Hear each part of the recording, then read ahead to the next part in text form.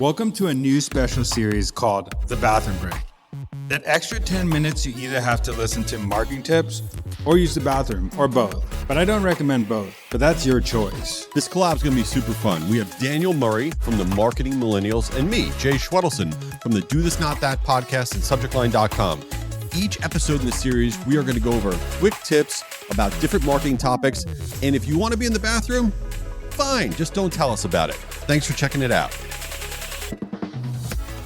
We are back with another bathroom break. I am here with the man who officially sold subjectline.com, Guru Conference, Certified Guru, to, drum roll please, if you're not online, Constant Contact. You suck. You're such an idiot. You really are an idiot. So everybody go flood his DMs, flood everything, and say congrats, because this is the big deal. Yeah, this is a really great episode. You're in your car right now. You're like, okay, great. I need to hear about Jay selling some random thing. No, first of all, thanks. I'm stoked. It's really cool. Constant Contact, cool company. But beyond all that, I'm not going anywhere. We're still causing all the chaos with Guru Conference. We're gearing it up bigger than ever, and they're leaning in. They want to make this crazier than ever. So everyone's like, oh my goodness, do you feel so relaxed now? Do you feel like this? I go, no, I feel 10x, like more anxiety, more everything that I did before, because now I want to crush life. And my wife is like, what's wrong with you? You're like worse than ever. I'm like, I don't know. I can't help myself. Oh my goodness. I mean, it's pressure when you're like you want to make it even better and better and better since you have a company involved. So that is true. It is a weird thing though. Like, and like with your clients, whatever, do you wake up? I'm just curious about like your own pressure, whatever. Do you ever feel like this, like, okay, great, we got a big deal or whatever, who cares, whatever? Or do you instantly be like, how am I going to over deliver? Like, where's your mindset on deals in general? I think it always, the bigger the client, the more pressure to over deliver, the bigger it usually, the correlation to how much someone pays you is the pressure of over delivering. So if it's like a small deal, then I'm going to still over deliver because that's my nature of work. But if someone's coming and they come with these expectations, a bigger deal, and they want to pay you more to do something, then it's them. Let me ask you, I know this isn't the topic we're going to get into, but I'm just curious, I'm talking about, if you're going to do a deal with somebody and they don't have a lot of budget, okay, and it's not one of these companies that, they're giving you a small budget. If you do a good job, they're going to give you a big budget. It's one of these opportunities where they're like, this budget for us is a huge deal. We don't even normally spend this much. We really don't even have it.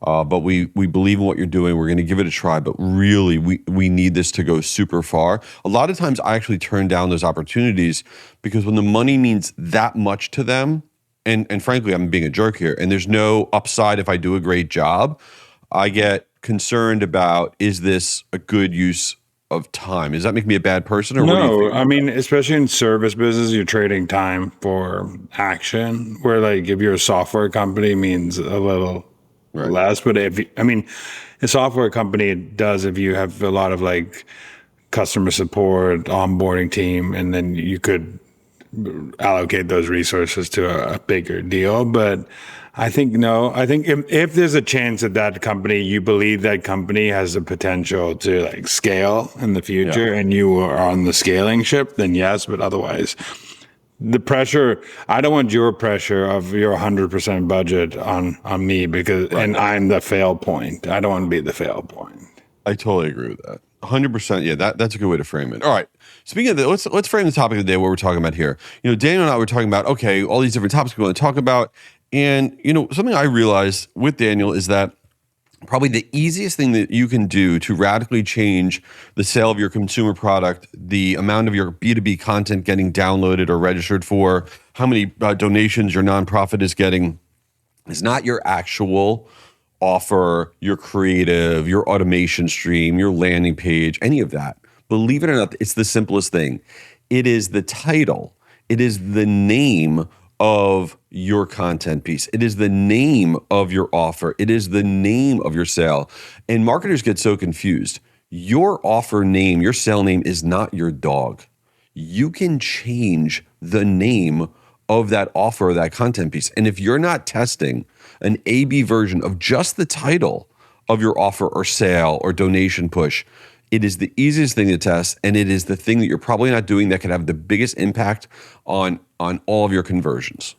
I also have a deep feeling that you don't have to marry to like that offer name for everyone. You can personalize names to groups of your audience and still package it the same. But if you have different sections in your audience and they respond differently to different words or different ways you frame things, it's also good to send emails or do paid ads, framing it one way to this with this title, and then to another person frame it other way. But I do agree that A/B testing smart. We do this all the time as marketers on email subject lines, but we don't. If you're on social, you do it on thumbnails. If you're on Instagram, you do trial. If you're doing it, you do trial reels. But we don't think about like, should we change it to 5XYZ or the ultimate this playbook or da. But we just say, let's just put it out there. And why is my content not getting viewed? Most of the time, it's the hook, it's the title that is not opening it. So, all right. So I want to give you some quick, simple tests coming out of this that you can try. It couldn't be easier. All you need to do on that next whatever push that you're doing, could be a content piece, could be a consumer sale, could be a nonprofit push. All you're going to do is literally change a word. That's it. It's like called your modifier-only test. So for example, let's say you were pushing, the HR guide for SMBs. That's your offer title, which is horrendous, generic, and boring. Change it to quick fix HR guide for SMBs. Do a head-to-head test. A version, boring version, B version, you stick in that modifier. What would you rather download? The HR guide for SMBs or the quick fix HR guide for SMBs? And let's say you're promoting, let's say I was trying to push out an email framework. Would it be called email framework for 2026 or the simple email framework for 2026? Or if it was a skincare sale, it's not your skincare sale, it's your glow up skincare sale. You can throw in literally one modifier word, do an A/B test, see the impact it has on your conversions. This isn't like an open rate or a click-through rate. This is conversions. It could not be easier to try that. And I also think that in any tests that you ever do in marketing, there should be only a slight modifier like that. There should be something that is testable. You can't have two or more modifiers in a test. You can't have a whole sentence changing on both things. That's why I think even in subject lines, the way to do it properly is like capitalize one word and lowercase on the other one, or change a word, the first word or the second word, put stop, put emoji, and test those little things. Because if you test the whole subject line, yeah, maybe one will open, but what did you learn from the test of that? You're never going to use that subject line again, but it's easy to use something that, okay, caps work better, emojis work better. These type of like action words work better. You need to have some slight modifier, not big modifiers when you're doing A/B tests. Yeah, great easy use of ChatGPT or whatever you use. Just go on there and say, this is my offer. What are 1 to 2 word phrases that I could use as modifiers for this offer title? And it'll give you a bunch of them. Couldn't be easier. I am telling you, this will have a radical impact on your actual conversions. All right, Daniel, back to the beginning here, handling, work stress. I started, you're going to make fun of me. I'm going to see what you say to this. I started a few weeks ago meditating in the morning. I wake up in the morning now, and before I look at my phone, I do a 10-minute meditation. Am I the weirdest, biggest nerd now of all time? What do you think? No, that's not the first thing you do, though. No, it is. What do I do? Don't you go burn your eye? I stare at the sun. I stare at the sun. Yeah, and then I stare at the sun for a minute Sometimes the sun's not out yet though, because it's so early. So I look for something outside and then I do a 10-minute meditation and then I get going with my day. Is that the lamest thing ever? I used to work for this company, Snack Nation, that was like all into that stuff. So for like a year, I would do everything. I would like A/B test, like if I go vegan versus this and this diet, like what would happen? Or so it's not. But I don't know where this came from. Maybe now that you sold, it's like because I thought I was going to drop dead on my desk. now like, you need meditation. Yeah. No, like, what else can I do? I'm doing all this like weird stuff. I want to go get acupuncture.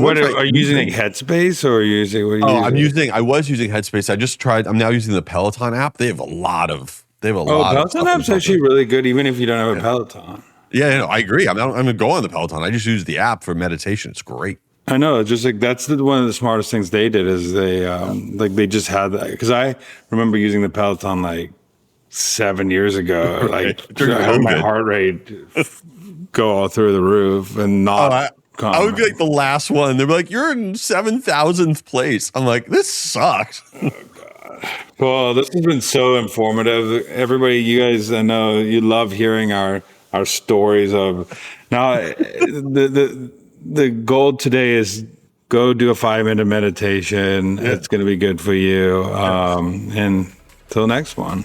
Later. Daniel, come on, man. I got to get back to work. Get out of there. All right. While he's still in there, this is Jay. Check out my podcast, Do This, Not That, for marketers. Each week we share really quick tips on stuff that can improve your marketing, and I hope you give it a try. Oh, here's Daniel. He's finally out. Back from my bathroom break. This is Daniel. Go follow the Market Millennials podcast, but also tune into this series. It's once a week, the bathroom break.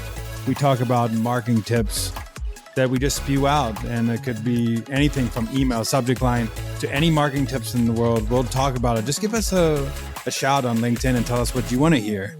Peace out. Later.